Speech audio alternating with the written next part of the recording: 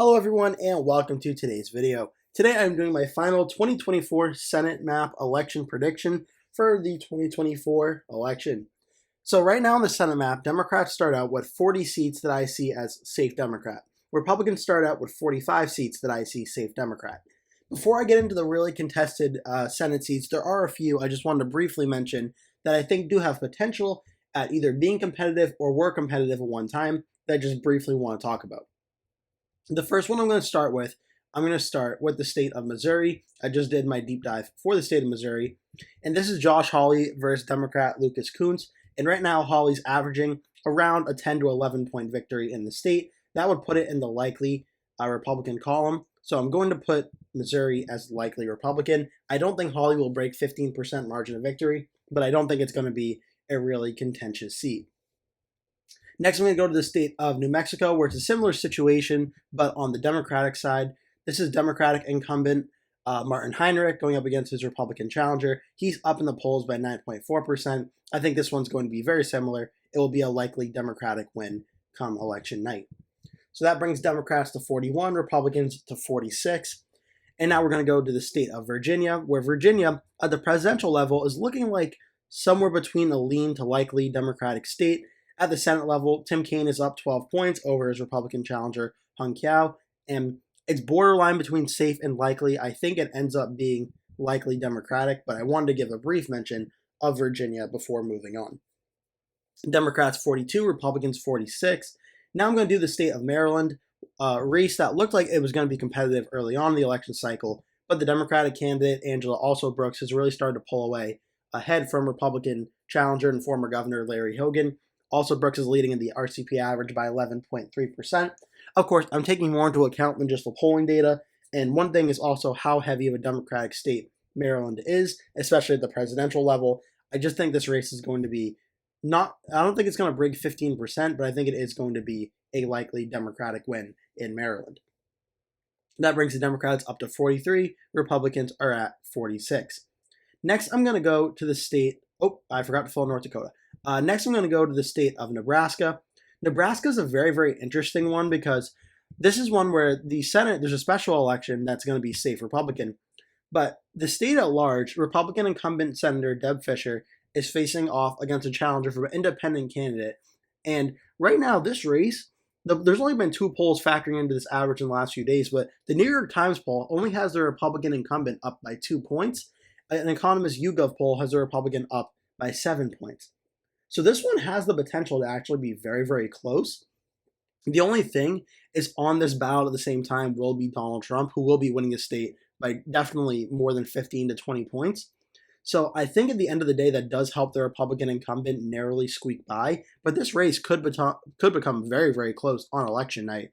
I do have this race going as likely for the Republican to win this race, but this is one that's certainly, at very least, one to keep an eye out for.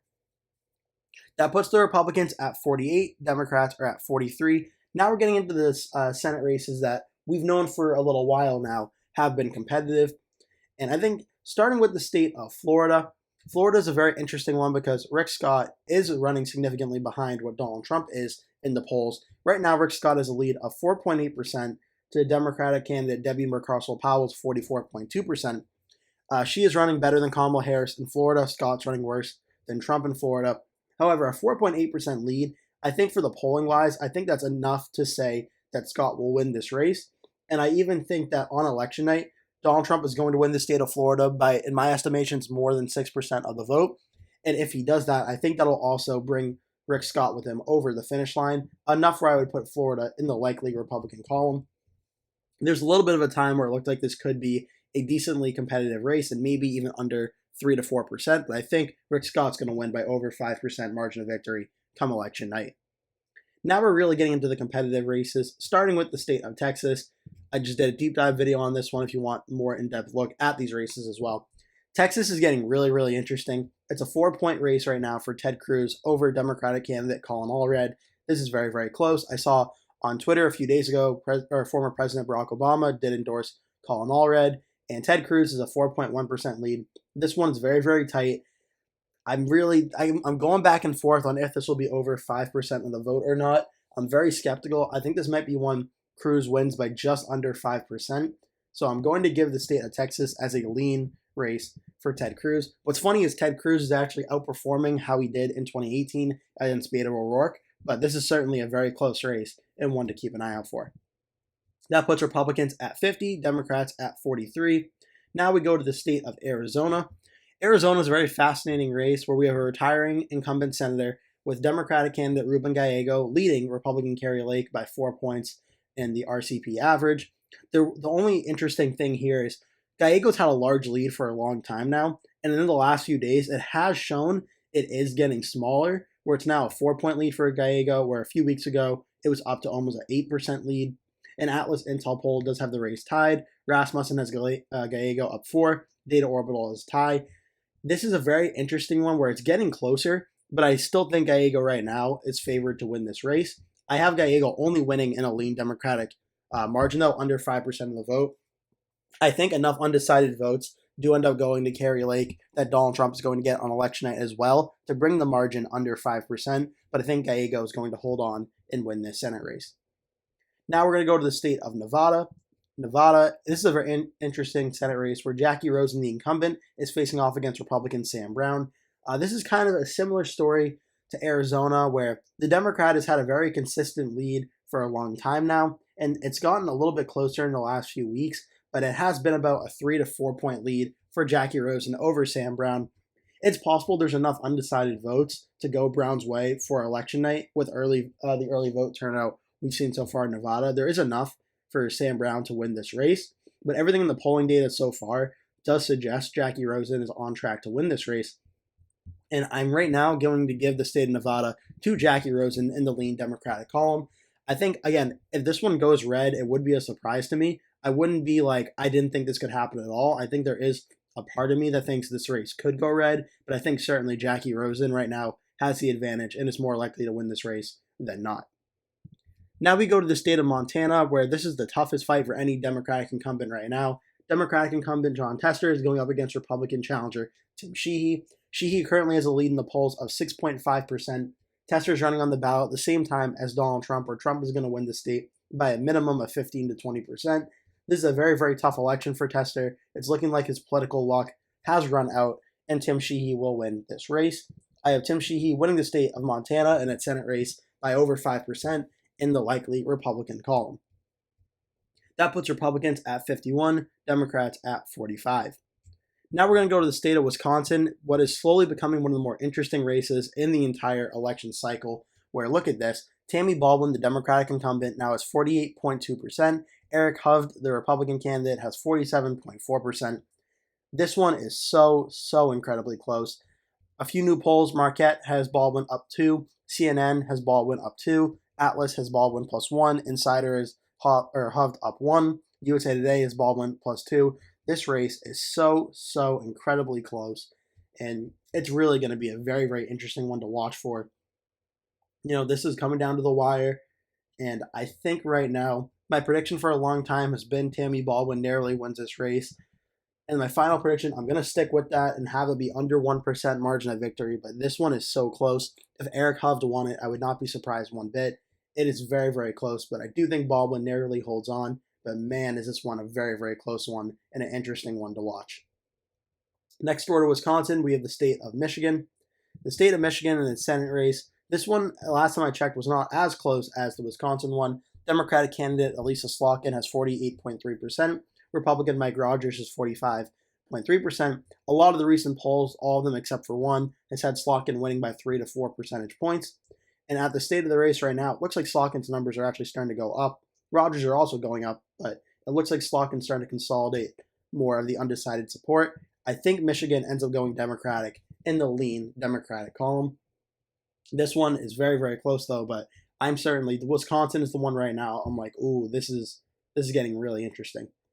Now looking at the state of Ohio, Democratic incumbent Senator Sherrod Brown up against Republican Bernie Moreno. The polls right now have Brown up by 1 point, 47.4 to 46.4.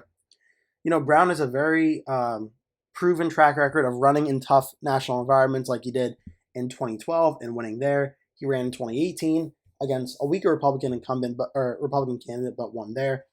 My only caveat for this race this time is that Brown is running on the ballot at the same time as Donald Trump, the first time he's had to do that. It's a 1-point race. Trump is going to win Ohio by anywhere between 8 to 10, 8 to 12 percentage points. That's going to be difficult for Brown. He has to outperform Harris likely by 7 to 8% to win this race. And I'm sticking with the hot call I've been making for a few weeks now that Ohio narrowly goes for Bernie Moreno over Sherrod Brown. I think I could see it being under 1% of the vote, maybe a little bit over, but I think Bernie Moreno ends up pulling the upset and defeating Sherrod Brown in a very, very close race. This and Wisconsin right now are the two closest races I'm watching for in the 2024 Senate elections. And lastly, we have the state of Pennsylvania.